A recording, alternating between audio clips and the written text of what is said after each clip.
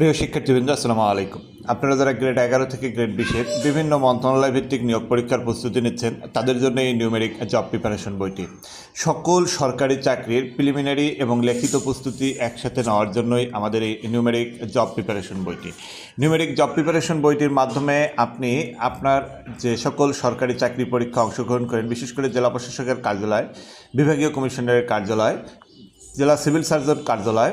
স্বাস্থ্য অধিদপ্তর, সমাজসেবা অধিদপ্তর, খাদ্য অধিদপ্তর, প্রাথমিক শিক্ষক নিয়োগ, শিক্ষক নিবন্ধন প্রিলিমিনারি সহ বিভিন্ন মন্ত্রণালয় অফিস সহকারী, কম্পিউটার অপারেটর, উচ্চমান সহকারী, হিসাব সহকারী